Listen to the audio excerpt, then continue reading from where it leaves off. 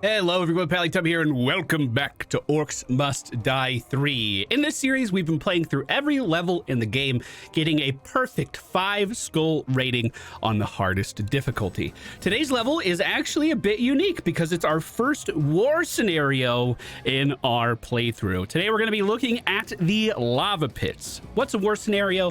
It's basically a mission in which you're going back in time, at least in the context of this level, to witness events that happened previously. You gain access to new traps and new strategies, but I have a very easy strategy that also gets a very high score on this level. We're currently 54 in the world as far as score on this level, and it literally couldn't be any easier. Unfortunately, we're not using any of the new stuff. Remember, if you guys are enjoying the content or found it helpful, please be sure to hit the thumbs up button. It helps us out a ton with the YouTube algorithm. So, because this is a war scenario, we gain access to super powered traps that we can use at our disposal. This is only some of them. In fact, my first time on this level, I used this catapult thing to rain down destruction on all of my enemies, while these archers over here were also doing the same thing. Their range is incredible. And I wouldn't say this level is particularly difficult, but we're going to use the patented MFPallytime death box strategy. You've seen these traps before on earlier levels. We're just going to be utilizing them again. We're using the Staff of Domination. This is so easy that I literally thought about not using a weapon just so I could get some more multipliers in the kill box. However, we do need it for one of the later rounds. I have single barricades instead of double this time. An important thing to note is this archway is technically different from this archway. Because it has a door and a little lip, ogres can only fit through the central area here. So you have to give them enough room to actually move into this area, meaning we're going to put the barricades here, which also means that we're just going to let all of these orcs walk right up and destroy this wall. That's not a big deal to us at all. We're then going to litter the floor with some traps. Let's go tar, brimstone, tar, and we're going to set up these saw blades on the wall vertically to deal a ton of damage in this area. You want to make sure you're mirroring what you have on each side. So this is a downward trap, this is an upward trap, and we are just going to start to build the kill box piece by piece. Lasers are a great way of dealing damage, and we can apply a laser all the way to the left on this wall and still have room for another set of lasers on this wall. I'm going to add 2 flowers in here, a butterfly trap over here, another saw blade pointing in to our future kill box. Then we're also going to add in our dart trap with the frozen augmentation, so it just keeps enemies in the kill box even longer.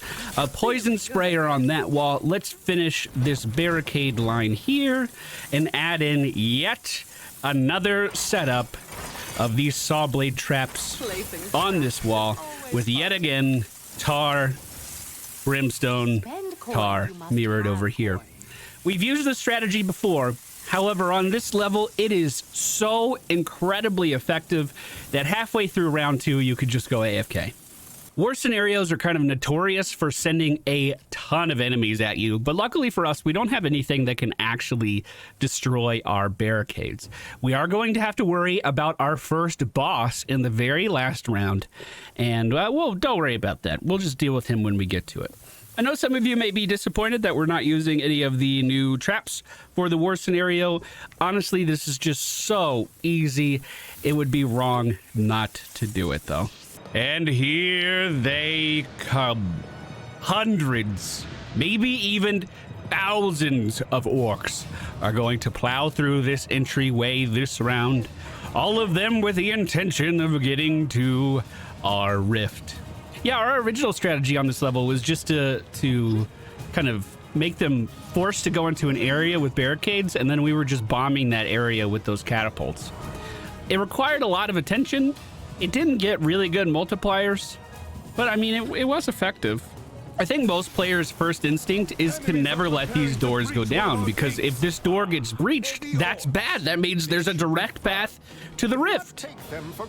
But just trust me, this will be fine.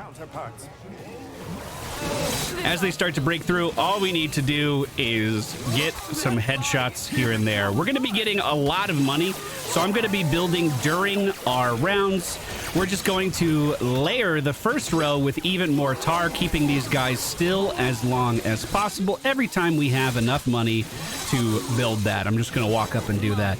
The longer these guys are in the kill box, the easier our time is going to be.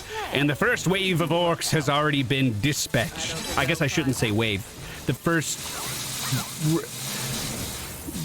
how would I describe that? We can also add in our butterfly boxes to this area. Even though the barricade is blocking this, it will still react if the enemies get to this point. It'll still dazzle them and keep them in the kill box longer. If you want to get an even higher score, it's important that you're actually using the right click on your Staff of Domination as well as the left click on your Staff of Domination, because each application of that adds to your multiplier. So if we want to really make our score ridiculous, we have to be super active. When I was doing my practice runs for this, I literally just alt-tabbed and looked at YouTube videos. How powerful I can be. On this second bend here, I am going to lay a horizontal trap shooting back into the kill box. So if anyone makes it here, it will actively kill anyone that is behind them. Let's go ahead and start to add some more lasers to the sides. We're about to get a ton of money when this round ends. And because this is the hardest difficulty, the next round is just going to start. But again, that's not really too much of a concern for us. We have a full line of brimstone in the front, a full line of tar, and then we're just going to continue to replicate our current ceiling traps in here as well, making sure we leave plenty of room for lasers. It's going freeze, poison, and we're going to do the same thing back here over this barricade as well whenever we have the money to do so. In the interim, I can just put another butterfly box right there to add to our multiplier. You could use the modified flowers and put them on the ceilings. However, I've run into some trouble using those with lasers. Because these lasers actually extend out a fair bit from the ceiling, that like metal section there, I found the projectile from the flowers actually gets stuck on that a lot, and they wind up not actually traveling where I want them to. But again, that is an option, and actually mine are upgraded for that just in case I ever want to, but honestly, I should probably change that because I barely ever do. Working on adding another row of flowers here, so if any enemy does make it to this center row, they're going to be crowd controlled when they get there. And again, just extending our ceiling traps even more, mirroring what we have up front. Ice, poison, then ice, poison, ice. As round 3 starts, this is pretty much self-sufficient. This is pretty much good to go. Really, all we're doing is adding more stuff in here for a chance of getting more multipliers. So I can add these butterfly boxes across the top row because this is where most of the enemies are being killed. We can add even more in here and here. We could add another row of these buzzsaws up here, and I actually think that would work just fine. If the ceiling was slanted here, I wouldn't do that, but this looks like it would be totally fine. But again, this would be killing enemies before they really got into my kill box, which may or may not be worth it. I'm really not kidding, though, when I say from this point on, you can probably go AFK until round 5. That's how effective this kill box is. In fact, let's try it. That kind of sounds fun. We could even put another line of lasers out here, right smack dab in the middle. Hey, that's not looking bad. Oh, we can even put poison sprayers on the side. Poison sprayers might be excessive because they would attack people before they get into the box and mess up our multipliers. In fact, one thing I should have placed sooner is this butterfly box here, because that'll be triggered by someone just walking on this tar piece. Not that many enemies are even making it to that tar. Goodness gracious. Oh, another fun thing we can add is a vertical buzzsaw pointed down. It'll hit the ground here, and actually bounce all the way down this opening line to the end. If anyone ever makes it to that tile. Well, I have, $6,500. More enemies on the way! We could put butterfly boxes here, but that would delay enemies from getting into the kill box. I don't think that's worth. The ceiling's looking pretty good. We can add more poison sprayers. That's actually not a bad idea. Fill this out a little bit more.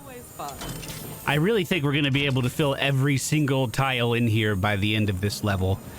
This front wall is a little different than the back one. I'm rotating the buzzsaw around just like we normally do, but because this is formally a door, this wall's built a little different. These like little brackets here stop us from building on the wall there. So unfortunately, we can't have another buzzsaw shooting down that lane either. But hey, we can add them back here.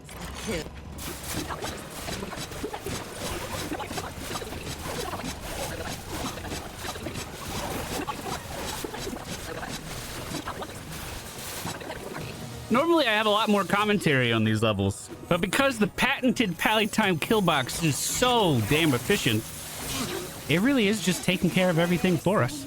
I might even do a little time lapse in here. Depends how much editing I feel like doing, I guess. Well, I suppose in the back, if we're really going to fill every tile, that would be lasers. This would be another ice, probably. And we would want to give them another barricade line. The ogres can fit through this one because it doesn't have that little notch here where the door used to be. We need brimstone back here, tar. And I literally just need 2 more tar to completely fill this room with traps. Every available space will be filled. Oh, never mind. Excuse me. I didn't see this. Hold on. We'll fix that.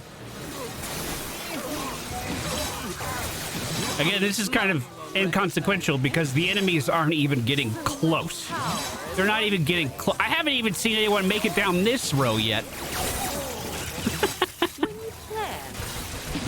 All right, at the start of round 5, the joyride is over. We need to get to the front right away.